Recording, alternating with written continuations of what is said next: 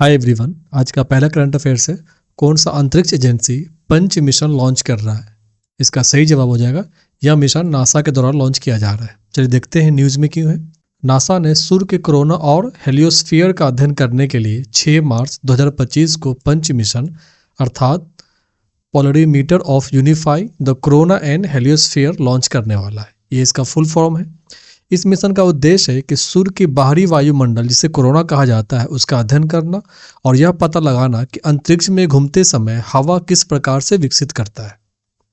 सौर तूफानों और पृथ्वी के अंतरिक्ष पर्यावरण पर उनके प्रभाव के बारे में समझना, और यह अपनी तरह का पहला मिशन है जो सूर्य के कोरोना और हेलियोस्फीयर का अध्ययन करेगा। इससे अंतरिक्ष मौसम की घटनाओं को पूर्वानुमान लगाने में मदद मिलेगी। उपग्रहों और संचार नेटवर्क की सुरक्षा करने में भी मदद मिलेगा। अगला करंट अफेयर्स है, वायु गुणवत्ता सूचकांक एयर क्वालिटी इंडेक्स की गणना में निम्नलिखित में से कौन सा प्रदूषक शामिल किए जाते हैं। इसका सही जवाब हो जाएगा option A, option B, option C, option E और ऑप्शन एफ। ये पांचों शामिल किए जाते हैं। ग्राउंड लेवल को ओजोन लेवल, पार्टिकुलेट मैटर जो 2.5 और PM10 ये भी शामिल किया जाता है। कार्बन मोनोऑक्साइड भी शामिल किया जाता है। सल्फर डाइऑक्साइड भी शामिल किया जाता है और नाइट्रोजन डाइऑक्साइड भी शामिल किया जाता है। इसमें मीथेन शामिल नहीं होता है क्योंकि मीथेन एक ग्रीन हाउस गैस है। इसे याद रखेंगे, मीथेन एक ग्रीन हाउस गैस है। और ये पांचों शामिल किया जाता है एयर क्वालिटी इंडेक्स के कैलकुलेशन में। इसे याद रखेंगे। हाल ही में नेचर कम्युनिकेशन में प्रकाशित एक हालिया अध्ययन में पता चला है कि उत्तरी भारत, खासकर सिंधु गंगा के मैदान में PM 2.5 प्रदूषण के स्रोतों और स्वास्थ्य प्रभावों का विश्लेषण किया गया। PM 2.5 क्या है? इसे कहते हैं पार्टिकुलेट मैटर 2.5 माइक्रोन या उससे छोटा या उतना बड़ा या उससे छोटा रहता है, जो छोटे वायु प्रदूषण को ये संदर्भित करता है। ये जो इतना छोटा होता है कि ये फेफड़े की गहराई तक जा सकता, सांस लेने के दरमियान वो जा सकता है, और ये ब्लड में भी ये शामिल हो सकता है। तो जो ब्लड का जो प्रवाह होता है, रक्त प्रवाह, उसमें भी शामिल हो जाता है। इसलिए सबसे हानिकारक इसे पार्टिकुलेट जो है पोल्यूटेड मैटर माना जाता है, क्योंकि ये बहुत ही छोटा है। एक ह्यूमन का जो हेयर बाल होता है, बाल, उससे लगभग ये 50 गुना छोटा होता है। इतना छोटा कि सांस लेते समय वो अंदर लंग्स में जा सकता है। यह इतना महीन कण है जो प्राकृतिक रूप से भी होता है, जैसे धूल तूफान से, जैसे धूल से होता है, जंगल में आग लगने से, या मानवीय गतिविधियां जैसे होती है, जैसे जीवाश्म ईंधन जलाना, औद्योगिक कचरा जितना भी होता है प्रदूषण, उससे भी होता है। यह गंभीर श्वास जोखिम पैदा करता है, जो रेस्पिरेटरी सिंड्रोम, हृदय मतलब जो हार्ट डिजीज होता है, और फेफड़े की जो कार्य क्षमता होती है, उसकी जो इम्यून सिस्टम होता है, उसको कम कर देता है। वही देखते हैं एयर क्वालिटी इंडेक्स हवा में हानिकारक प्रदूषक जैसे PM 2.5, PM10, carbon monoxide, sulphur dioxide, ozone, nitrogen oxide की सांद्रता को नापता है। इस एयर क्वालिटी इंडेक्स में 0 से 5 तक का रेंज रखा गया है, जिसमें उच्च मान, जितना ज़्यादा उच्च मान होगा उतना ज़्यादा अधिक जोखिम को दर्शाता है। इसमें कुल 6 श्रेणियाँ शामिल होती है: अच्छा, संतोषजनक, मध्यम, प्रदूषित, खराब, बहुत खराब और गंभीर। ये देख सकते हैं, ये 6 है। ये 6 कैटेगरी में इसको रखा जाता है, जो 0 से लेकर के 500 तक रखा जाता है। गुड में आता है, 0 से 50 तक आता है गुड। 51 से 100 तक का रेंज में मापा जाता है इसको सेटिस्फैक्ट्री। 101 से 200 तक माना जाता है मॉडरेट, और 200 से 300 को पुअर, 300 से 400 को वेरी पुअर, और 400 से लेकर 500 तक सीवियर माना जाता है, जो सबसे ज़्यादा खतरनाक होता है एयर क्वालिटी।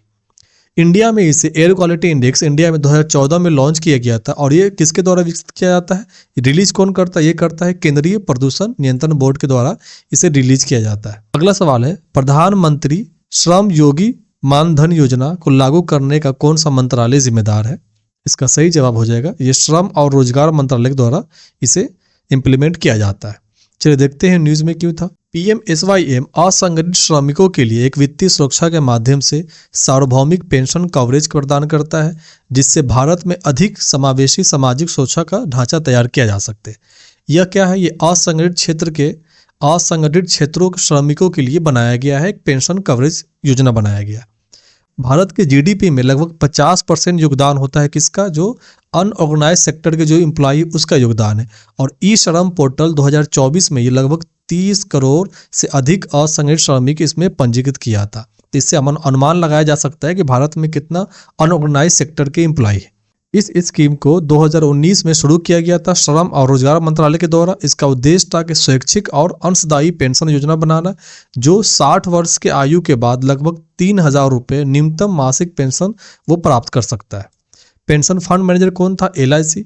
कार्यान्वयन और वर्तमान में इसका स्थिति क्या है? ये लगभग 36 राज्य और संघ राज्य क्षेत्रों को कवरेज करता है और नामांकन अभी तक किया गया है 46,12,333 मार्च 2025 तक का डेटा है। और सबसे टॉप पे कौन सा राज्य है? हरियाणा, उत्तर प्रदेश और महाराष्ट्र। यहाँ हम देख सकते हैं कि प्रधानमंत्री श्रम योगी मनधन योजना की स्कीम के कौन कौन से एलिजिबल है। तो इसमें जो स्ट्रीट वेंडर होता है, रैक पिकर्स और रिक्शा जो पुलर होता है वो है, कंस्ट्रक्शन वर्कर, डेली लेबर जो होता है रोज काम करने वाला, एग्रीकल्चर वर्कर्स, बीड़ी वर्कर जो बीड़ी बनाता है, डोमेस्टिक वर्कर और आर्टिसन जितना भी होता है ये एलिजिबल है इसमें है। और क्राइटेरिया क्या है? एज लिमिट होना चाहिए 18 से लेकर 40 तक और मंथली इनकम होना चाहिए 15,000 या उससे कम होगा तो ही इसमें आप इस स्कीम में आप भाग ले सकते हैं। कंट्रीब्यूशन कौन कौन सा होता है? तो मंथली कंट्रीब्यूशन होता है 55 रुपया से लेकर 200 रुपया तक होता है। इस बात को याद रखेंगे। अगला सवाल है, कौन सा देश दुनिया के लगभग 70% गम अरेबिक को आपूर्ति करता है? वर्ल्ड का सबसे ज्यादा 70% गम अरेबिक जो सप्लाई करता है कौन सा देश है? तो वो है सूडान। चलिए देखते हैं न्यूज में क्यों है। सूडान में चल रहे संघर्ष के कारण खाद्य पेय और सौंदर्य जो इंग्रेडिएंट है गम अरेबिक, ये वैश्विक व्यापार पर एक रोक लगा दिया है। दुनिया का लगभग 70% आपूर्ति सूडान से आने के कारण कोको कोला और पेप्सी जैसी प्रमुख कंपनियां में होने वाले महीने में जो प्रोडक्शन है वो कम हो गया। अन्य देश कौन कौन सा है जो गम अरेबिक को एक्सपोर्ट करता है? वो चाड, नाइजीरिया, सेनेगल और माला। गम अरेबिक क्या जानते हैं? ये गम अरेबिक के बारे में जानते हैं। अफ्रीका के साहिल क्षेत्र में पाए जाने वाले बबूल के पेड़ों से प्राप्त एक प्राकृतिक राल है। ये पेड़ है, इसी में ये निकलता है, ये राल की तरह निकलता है, उसे कहते हैं गम अरेबिक। इसका उपयोग जो है खाद्य और पेय पदार्थ में जैसे Coca Cola, cold drinks, candies और बेक्स जितने माल होते हैं उसमें किया जाता है। सौंदर्य प्रोडक्शन जैसे लोशन, क्रीम, मेकअप के लिए भी इसका इस्तेमाल किया जाता है। फार्मास्यूटिकल्स में दवाई और कैप्सूल में जो एक बाध्यकारी एजेंट के रूप में काम किया जाता है। और मुद्रण जैसे प्रिंटिंग और कपड़े में बेहतर रंग को उपयोग के लिए भी किया जाता है। तो इस प्रकार से ये निकलता है पेड़ों से, इसको कहते हैं गम अरेबिक, इसे याद रखेंगे। अगला सवाल है, भारत में बौद्ध स्थलों के डायमंड ट्रायंगल का घर कौन सा राज्य है? किसे कहा जाता है डायमंड ट्रायंगल?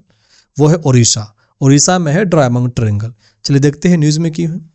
रत्नागिरी उड़ीसा के डायमंड ट्रायंगल का हिस्सा है। हाल ही में उत्खनन में एक बौद्ध का विशाल सिर, एक विशाल तार का पेड़ और एक प्राचीन दीवार और एक बौद्ध अवशेष प्राप्त हुआ है।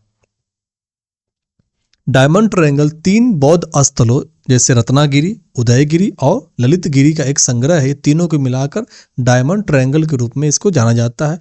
यह भुवनेश्वर से लगभग 90 किलोमीटर दूर पे है।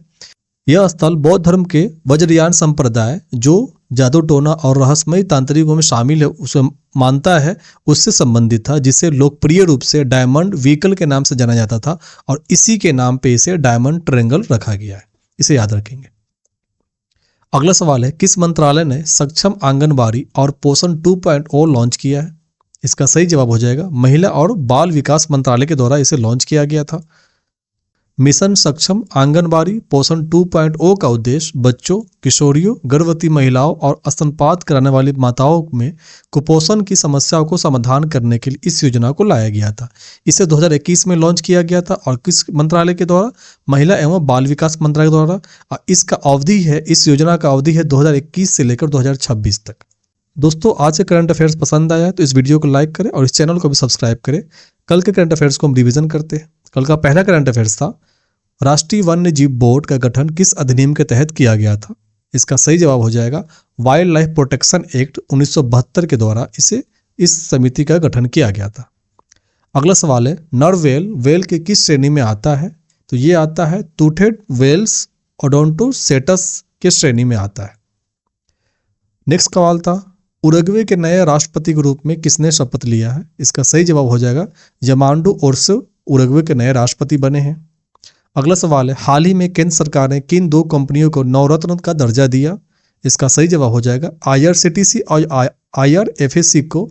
यह भारत के 25वां और 26वां नवरत्न कंपनी बन गया है।